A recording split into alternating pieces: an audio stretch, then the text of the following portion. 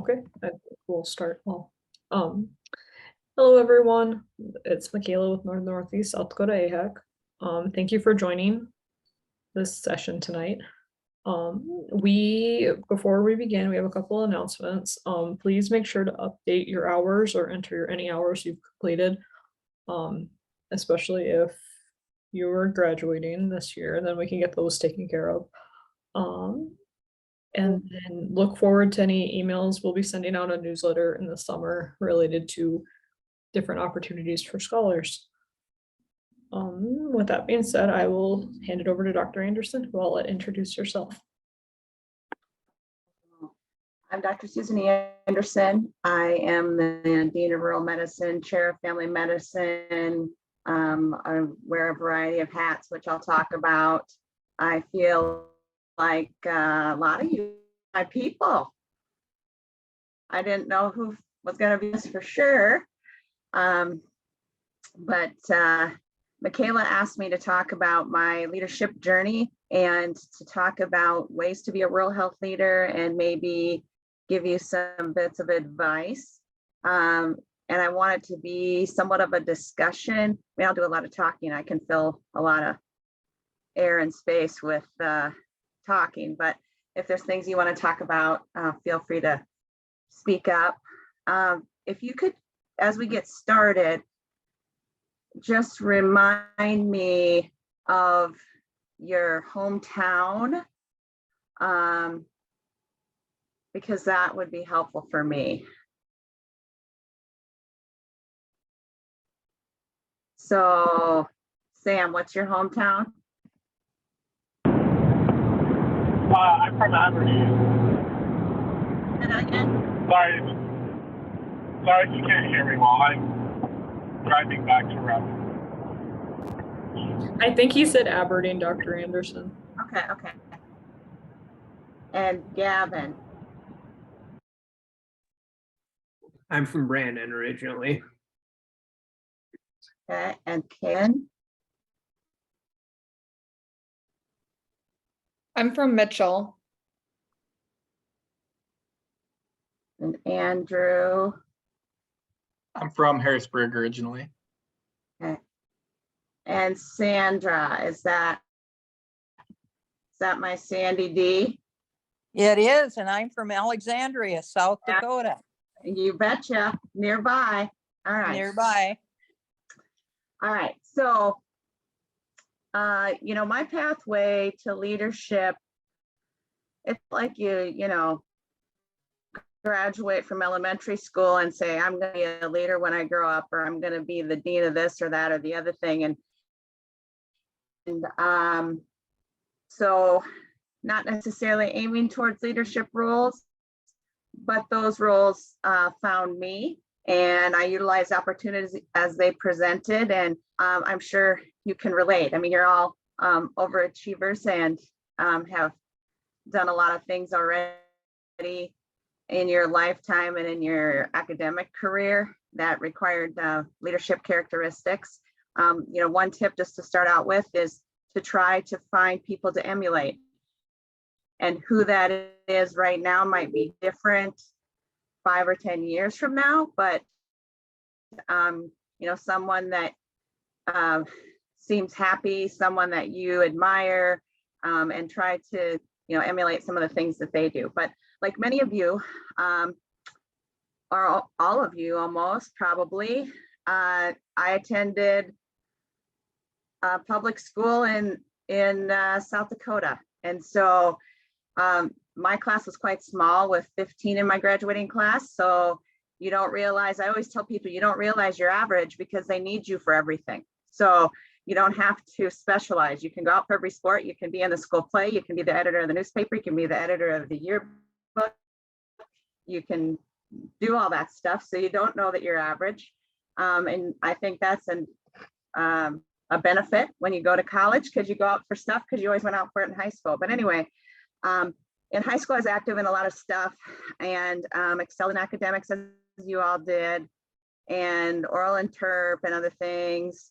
Journalism. I thought I wanted to be a journalist until I took my ACT, and the superintendent, who also doubled as a school counselor, said, maybe you should think about medicine or law school or something like that. And so then I changed gears and thought maybe I wanted to go into medicine.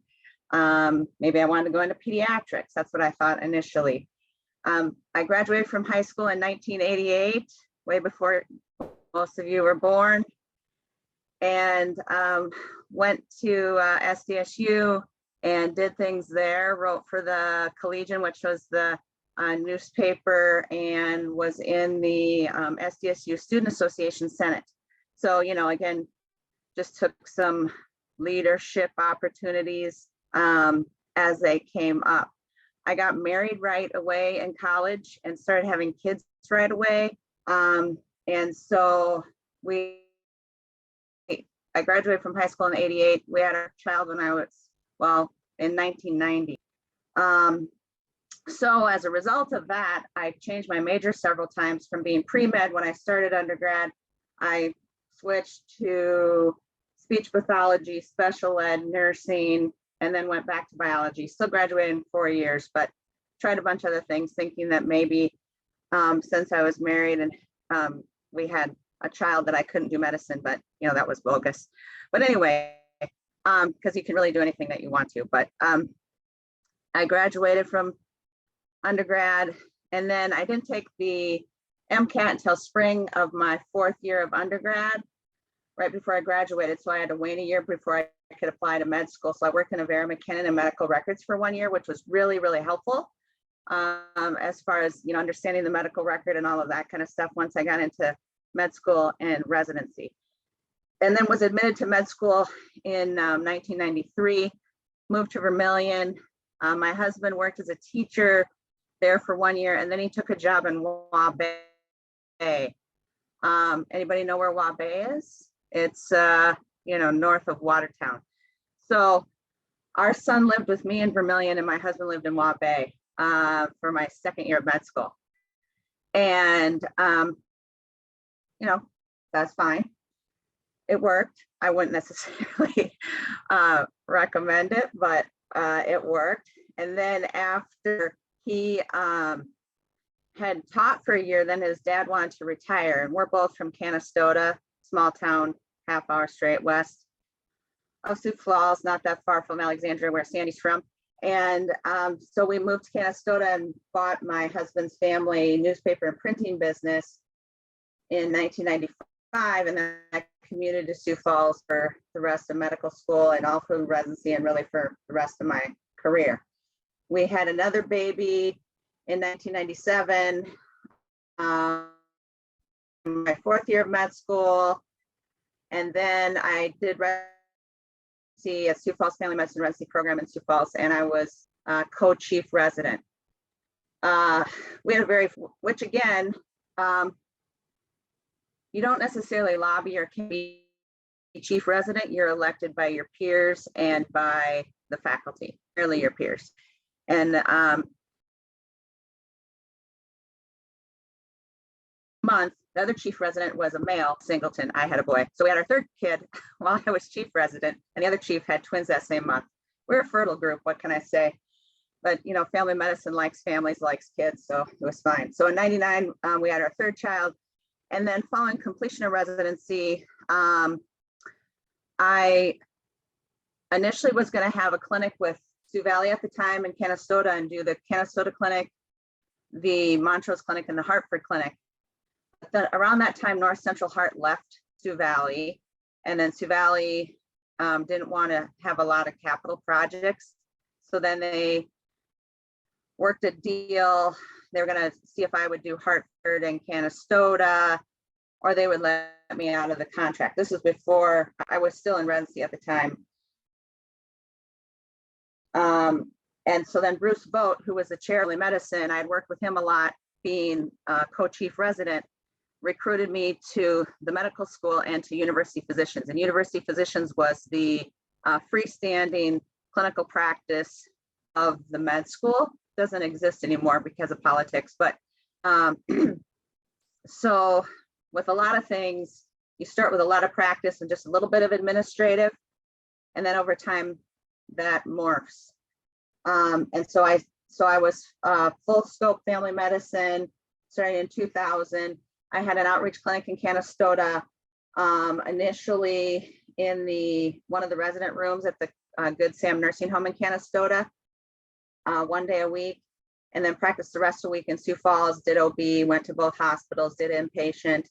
Eventually the local Canastota Senior Citizens Group offered to remodel a building on Main Street that had been a clinic decades ago. And so they did that. And then I moved my clinic to Main Street. That's where it still is today, and saw patients there. I was medical director at the Canastota Good Sam Nursing Home. So I would round there on Monday afternoons usually. And, started with, I was Roy Mortensen initially. I was the director of what we called Introduction to Clinical Medicine course for several years. Then in 2014, I assumed more academic duties. And actually in 2012, I was appointed vice chair of the family medicine department and director of the Frontier in Rural Medicine program, because that's when that program first came into existence, though we didn't actually have students in the program until 2014. And then in 2014, I also became the department chair when Bruce Vogt, who had initially recruited me, retired. And as a result of becoming department chair, that position also holds the program director position for the South Dakota Area Health Education Center, or AHEC. So that's where that came in. Then through the encouragement of leadership at the school, I was nominated for and applied for and was accepted into a competitive academic leadership fellowship called ELAM, and completed that in 2015. And I was appointed to rank of professor in 2017. My academic career continued to evolve, and I was named Dean of Rural Medicine in 2019 and Executive Dean in 2020, and the Karl Wegner MD Chair in Medicine in 2020. And I've been active in many professional organizations. I've been past president of the South Dakota Academy of Family Physicians. I was on that board of directors for 6 years. Attend the annual SEFP winter meeting almost every year, seldom if ever miss that. I've been active on a national level with the American Academy of Family Physicians, serving on the 25 by 2030 America Needs More Family Docs Steering Committee. I was also elected to the South Dakota State Medical Association Board of Directors, most recently serving as vice chair. And then what happens is, fortunately, I mean, that's, people say stuff about South Dakota, which always rubs me the wrong way, because I think, we're the best and brightest, and it's one of the best places to live. One of the benefits of living in South Dakota is there's lots of work to do, and there's not a lot of people to do it. So if you're interested in leadership, there's many, many, many opportunities, and you just have to show a willingness to do it and to solve problems.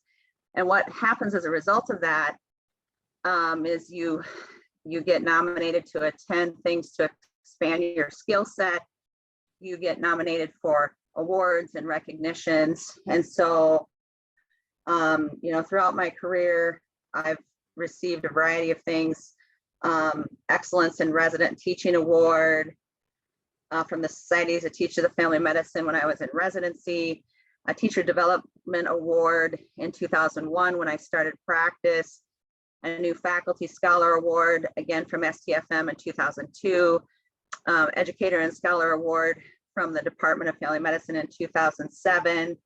I became a Fellow of the American Academy of Family Physicians in 2007. I was inducted into AOA in 2009. I got the Educator and Scholar Award again in 2014.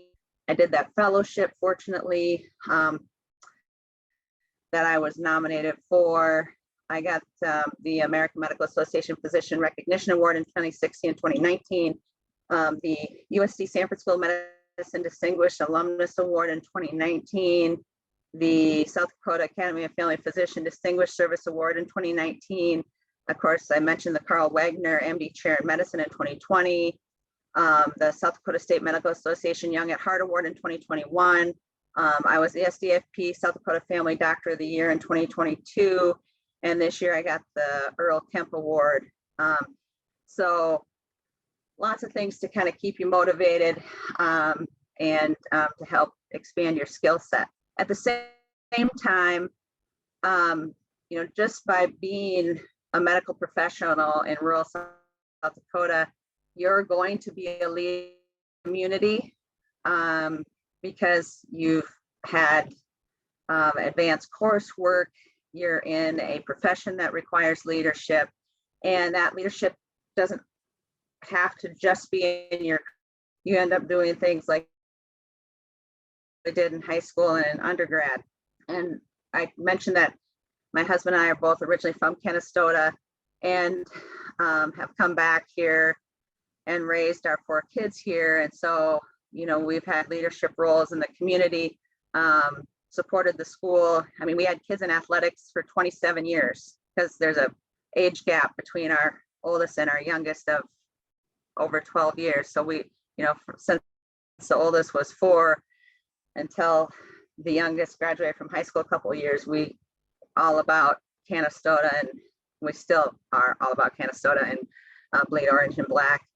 But we've been active in our church. I was on the school board for 14 years, served as president of the school board for 5. And you get recruited to do things because of your background and experiences with other things throughout your career.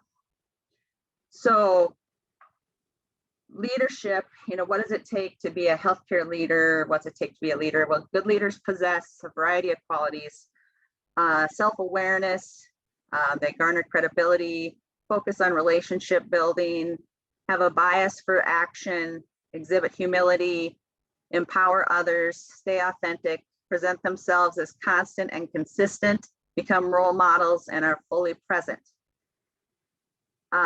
What does it take other than that? Communication skills, strong written and oral communication skills. I mean, same things that got you into your profession or, into the educational program that you're in now. Ability to develop and present reports and proposals, adaptability, personal and career objectives that mesh with those of whatever organization you're trying to lead. Ability to work well with others, including superiors, subordinates, peers. Attitude and appearance that communicate confidence, maturity, and competence. Dependability, character, maturity to make decisions and take responsibility for them. Honest and ethical business conduct, a simple code of conduct: no lying, no stealing, no cheating, no tolerance for those that do those kind of things. Willingness to make a commitment, general management skills, leadership that inspires and motivates others, ability to train, delegate, evaluate, coordinate, negotiate. So what can we expect to face in the near future? Well, you all know that healthcare is changing more rapidly than almost any other field. So if you look back at healthcare, the science and practice of medicine, it does continue to improve. In 1950, it took about 50 years for medical knowledge to double. By 1980, medical knowledge was doubling every 7 years. And by 2010, it was doubling every 3 to 4 years. And so the field is changing in terms of how and where care is delivered, who's providing it, and how that care is financed. And these changes are being driven primarily by the growth of managed care, and a number of other current trends are expected to continue. And those include integration of healthcare delivery organizations to create accessible, appropriate, and comprehensive care pathways for everyone. Continual advances in medical technology, like I mentioned, collaboration among provider organizations, physicians, other healthcare workers, businesses, insurers, others to improve community health status. Increased emphasis on prevention and wellness promotion an elderly population that will grow exponentially with the baby boomer generation, currently those that are age 69 to 77. Better informed patients demanding high quality care, pressure from business, government, insurers, patients to control costs and demonstrate the value of services delivered and not just do it because we say so. Efforts to implement continuous quality improvement initiatives similar to those found in other fields. And so, becoming a great leader begins with curiosity, commitment, trustworthiness, requires a commitment to leading to make a positive difference. And so a lot of things with leadership, I mean, there's different kind of leaders. It's not just the leader that just kind of wields power and says, this is what we're going to do. Really, a better way to do it is servant leadership. So the principles of servant leadership, core professional beliefs and values that start with an obligation and commitment to serve and care for people, colleagues, and organizations, includes positively contributing to the welfare of others, education, and meeting social responsibilities. Servant leaders live, lead, and act their values by their inward sense and understanding of what is right. They inspire others to care and to serve. They learn to be excellent listeners, which I'm not doing a very good job because I'm just yakking, but to be understood, but also to understand. They feel empathy and learn to empathize with their teams, their colleagues, their patients, and coworkers. The most effective leaders make extensive use of participatory and delegative decision-making. So again, not the just do it because I say so, but let's come to solutions and decisions together. When things go well, they give others the credit and accept the responsibility when things don't go as planned. They develop humility, value everyone, and treat everyone with respect. They find joy, self-respect, and integrity in the service to others. For those leading in medicine and healthcare, the first and most important responsibility is to patients and the ability to serve those patients. Second, to those who care and serve those patients, so our colleagues, staff, and others. And third, to community and society. The right people don't just have jobs, they have and accept responsibilities. Leaders must be role models and always work as hard or harder than everyone else, and they're willing to do whatever jobs need to be done. The practice of leading is interconnected with assuming new roles, responsibilities, experiencing accomplishments, managing and inspiring others, organizing group work and taking on increasing responsibility, and developing leadership as a process. So unfortunately, there's no true assessment tools to follow an individual's acquisition of identity as a leader. So we can't take a litmus test, say, yep, you're a leader now. The experience is really lifelong, and progress as an effective leader becomes evident when you think, feel, and act like a leader. And often it's when someone else recognizes it in you and tells you that you're a leader.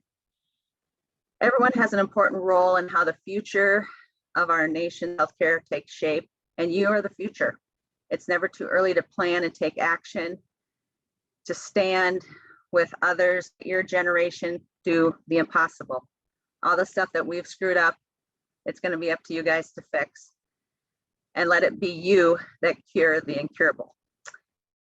We will be the ones that improve and not damage our only planet and our only healthcare system. Communication and education is key, and that key opens the box to our minds. So I've got a couple things that I wanted to just point out as resources. And I know you're not millennials. I'm a Gen Xer. You're a Gen Z, I believe. Is that right? Aren't you Gen Zs? Were you born between 1997 and 2013? So I think you're Gen Zs. But a couple good books that don't cost very much, but they say millennial. So just cross out the word millennial and put Gen Z. Gen Z Guide to Work, What No One Ever Told You About How to Achieve Success and Respect. Jennifer Wisdom, great last name. We forget to write a book, Wisdom. But it's divided into chapters. I actually went to that fellowship that I mentioned, that leadership fellowship with her. And she wrote 2 books, and talks about understanding your values, when you want feedback on your work performance. I mean, usually you guys are always asking for feedback. Even ask and attending for feedback. How do you know when it's time to move on? What if you have problems with a colleague? Anyway, really good, easy to use book. And then the other one that she wrote is Millennials Guide to Management and Leadership. Again, divided into really short chapters about how you address real life situations. Jennifer Wisdom, you can get them on Amazon. Another thing that came just this week, or maybe it was a few weeks ago, but AOA sends out a journal called Pharaohs, and there's a great article about leadership in here. So if you happen to be able to get a hold of it, AOA, A Harbinger for Physician Leadership. It's a really great article. It's from the winter 2023 Pharaohs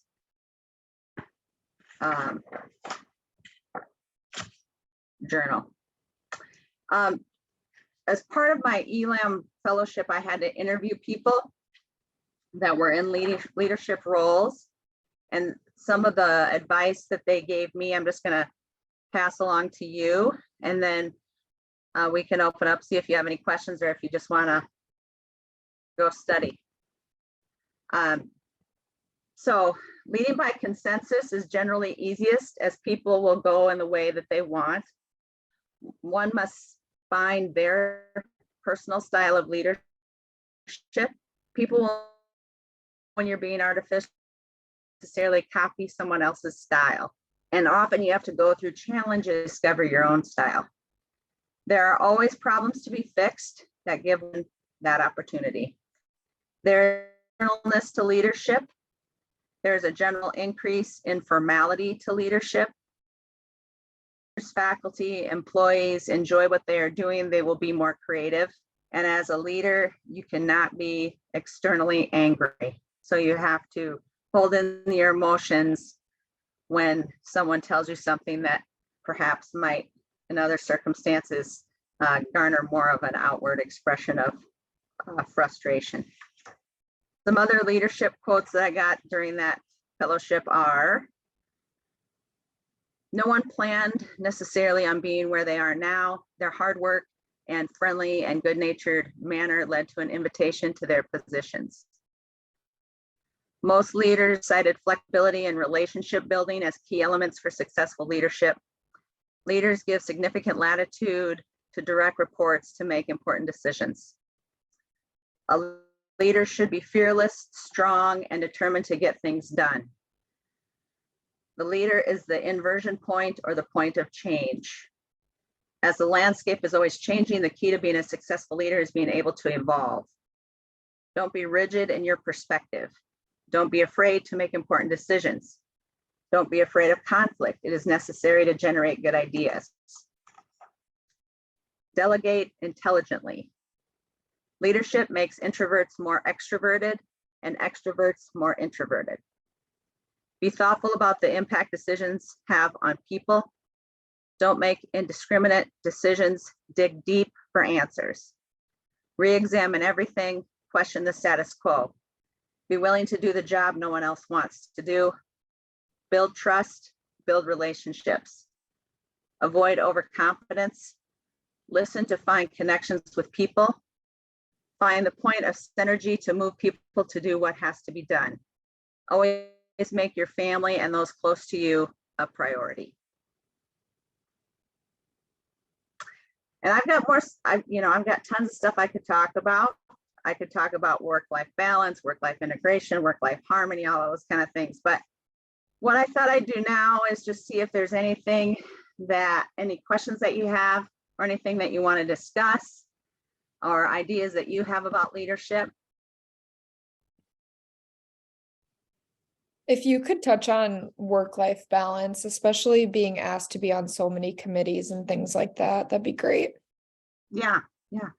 Well, one of the things I didn't read was don't be afraid to say no. I know it's really hard, but knowing what your personal limits are and maybe trying to pursue things, I mean, there's tons of opportunities. So things that you are passionate about and making sure that you have time for that versus saying yes, to everything. I think, the whole term work-life balance started in the 80s, and it first started in the UK as a plank in the women's liberation movement, actually. And the movement advocated for flexible schedules and maternity leave. And so then they start talking about work-life balance. But what is work-life balance for one person versus what is work-life balance for another person is not the same at all. And some people really thrive on kind of working just right on the margin, and almost having not enough time for everything. And other people like to have a very predictable schedule. And so to be a good leader, you need to kind of understand yourself and what makes you tick and what kind of balance that you need. Being a physician, for me personally, I don't necessarily like the term work-life balance. I like either work-life harmony or work-life integration, because I don't think you're ever going to necessarily have everything in balance. And it's hard to take off your physician hat and say, well, I'm not a physician right now, because you're driven to help people, especially if you live in a small town. Everyone knows what you do for a living, and so they're gonna, pull down their pants just a little bit in the grocery store next to the bread and the cereal to show you the rash on the top of their hip. I mean, I'm not kidding you. And you just have to roll with it a little bit. But at the same time, there's rewards to that, humbling that people will trust you and invite you into their lives in some of the greatest and worst times in their life. But back to your original question, I think you need to kind of inventory of yourself, what you're willing to do, and create boundaries. We have a minute for Women's Department meeting every month, and this last meeting I talked about work-life balance, harmony, and integration, and I told them that the word for the day was boundaries, and that there's things you can do to create boundaries. Establishing a routine, having good communication, setting priorities, evaluating your time, accepting your limits, and learning how to say no to those things that you're not passionate about.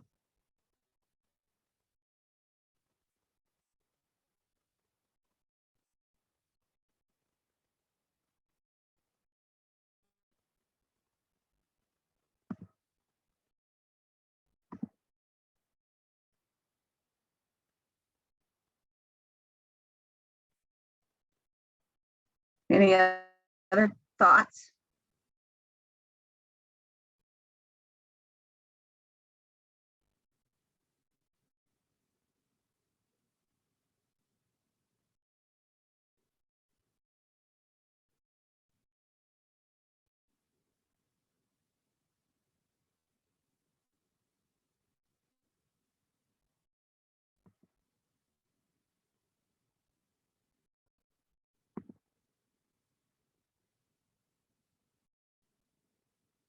I don't have a question, but thank you for kind of sharing your whole story. It's really cool to hear somebody coming from small town South Dakota and accomplishing so much. And yeah, I think it kind of gives us all some inspiration in general. Thank you for taking the time. Oh, I'm very, very happy to do so. And I'm just an average person, so you can do and be whatever you want to be. It's more about endurance than it is talent. And I also didn't realize I was average, so Thank you And so if there's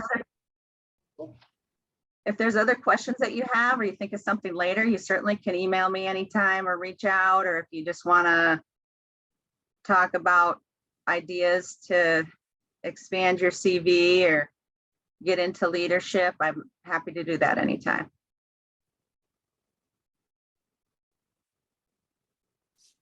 Awesome. Well, with that, thank you so much once again. We appreciate it.